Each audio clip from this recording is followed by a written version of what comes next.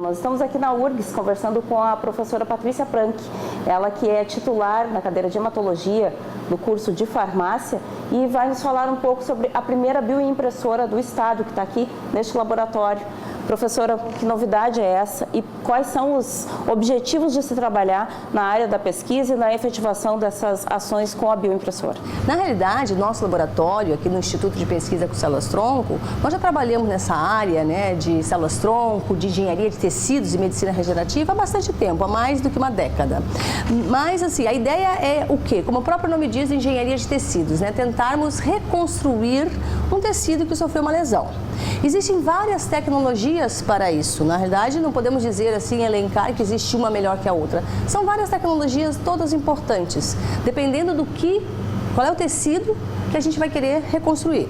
Por exemplo, se nós pensarmos em pele, é um tecido mais plano, mais mole, né? Vai depender, para construir esse tecido, uma tecnologia diferente do que o osso, por exemplo, que é um tecido duro, que precisa ser construído em algum molde que não vá degradar, ou demore muito para degradar, até que um novo tecido possa ser formado. Então, na realidade, são várias tecnologias. No nosso laboratório, nós começamos inicialmente trabalhando com a nanotecnologia para produzir esses moldes, ou scaffolds, que nós chamamos, e posteriormente começamos a trabalhar com a impressão 3D, de moldes realizados por parceiros nossos que nos enviavam e nós cultivávamos esses moldes com células-tronco. Esses moldes vinham do laboratório do CTI, né? Um centro de tecnologia muito importante que nós temos em Campinas, inclusive, que é um dos maiores centros do Brasil, impressão 3D. Nós usávamos esses moldes e colocávamos células para tentar fazer um molde semelhante, pensando numa reconstrução de um tecido. E mais recentemente, então, surgiu a bioimpressão. Então, nós adquirimos essa máquina de bioimpressão para o nosso laboratório aqui da URGS. E a tecnologia é um pouco diferente da impressão 3D propriamente dita. Na impressão 3D, nós usamos uma matéria-prima, que é um polímero, por exemplo.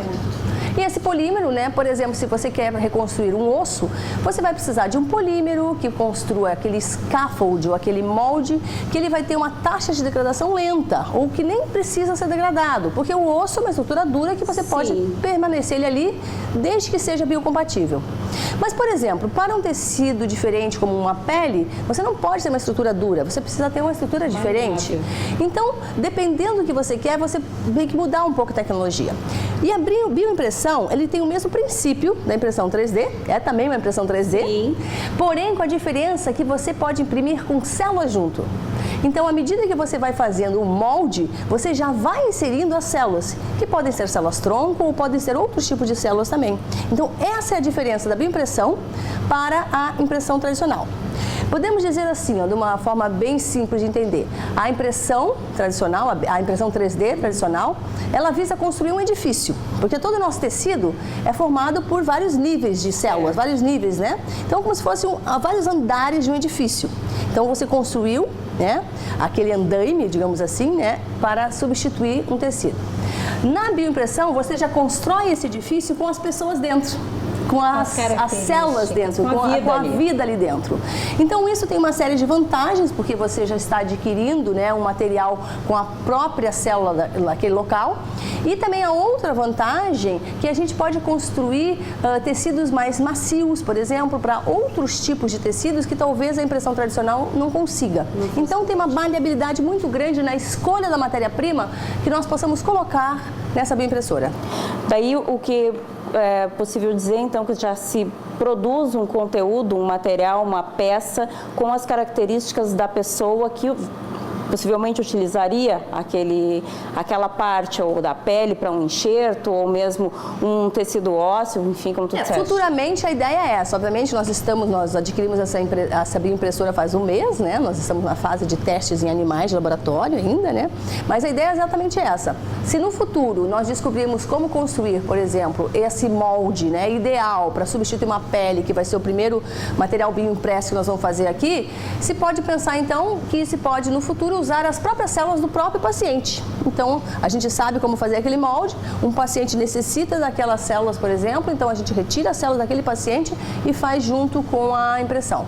Ou ou usar células de outras pessoas, como se faz no mundo inteiro, Sim. desde que compatíveis, né? Como é feito nos transplantes. Evitando aí, então, os riscos de rejeição que ocorrem muitas vezes nessas doações intervivos. Né? Exatamente, exatamente. Quando se fala em substituição de partes humanas, já se ouviu falar da substituição de uma traqueia, que era uma impressão 3D, mas não era uma bioimpressão. Mas também se ouviu falar, ou já foi feito, na verdade, na Universidade de Tel Aviv, um mini coração.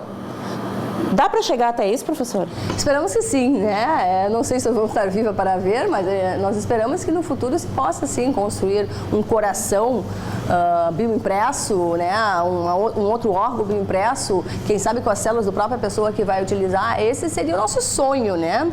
Na realidade, se nós pararmos para pensar, né, o sonho da Mary Scheller, né? Sim. Ele não foi só uma imaginação fictícia, uma fantasia. Na realidade, naquele momento ela imaginou algo e que depois a ciência fez, né? Porque na realidade o Frankenstein, naquele momento colocado como algo muito diferente, né? Por isso a personalidade até de um monstro. Na realidade hoje em dia já diversos casos de transplantes múltiplos de órgãos, né? Para o bem da pessoa. Então na realidade ela foi assim uma visionária do que a ciência estaria fazendo um século depois, mais ou menos, né? Sanando um dos maiores problemas que a gente tem na questão da saúde, que é a doação de órgãos, né? Exatamente. Eu sempre pelo menos colaborando, não sanando, como nós falamos antes, mas colaborando para que, em casos emergenciais, onde as filas ultrapassam a capacidade de espera, complementar com uma peça criada. Exatamente. Nós não vamos substituir a doação de órgãos, né? A doação de órgãos continua sendo um ato muito importante. Jamais vai ser necessário acabar com a doação de órgãos, na realidade, porque, como você falou, existe muito mais pessoas necessitando de órgãos do que os órgãos sendo doados.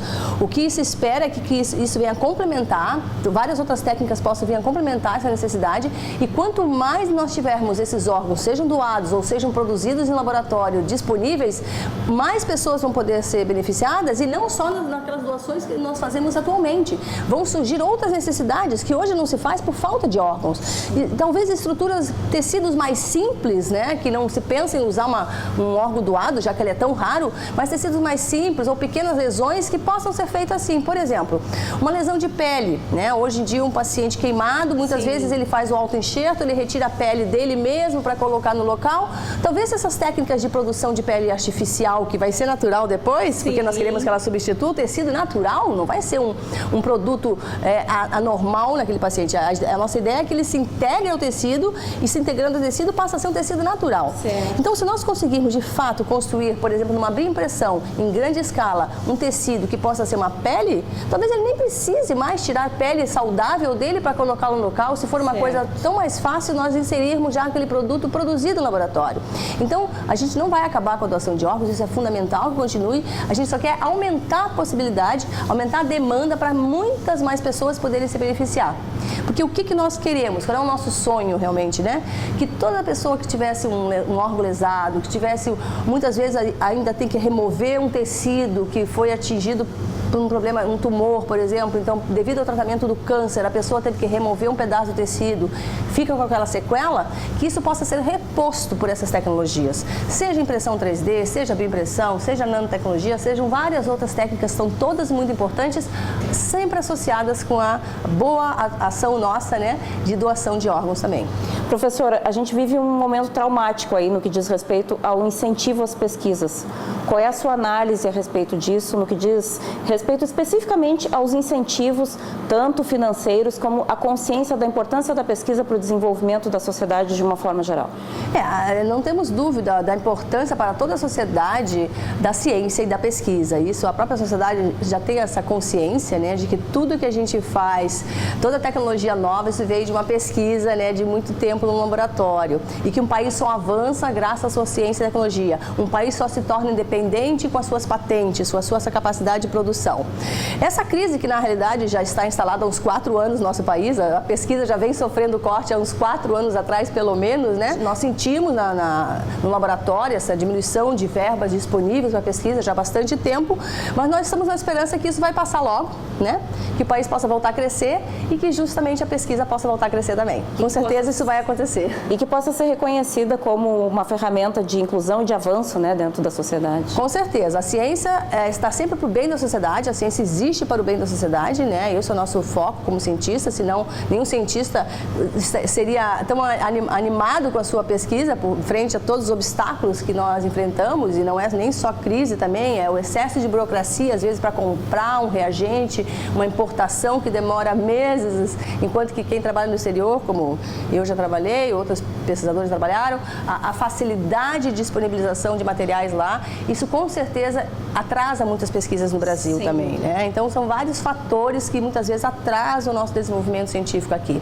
Mas sem dúvida nenhuma a gente sabe a importância da pesquisa, né? Nós estamos sempre com jovens cientistas no laboratório incentivando para que essa parte tão importante para a sociedade, né, continue sempre crescendo para o bem social e para o bem do nosso país. Muito obrigada, professora, pelas informações e por nos ter recebido aqui tão gentilmente no laboratório da URGS. Eu que agradeço.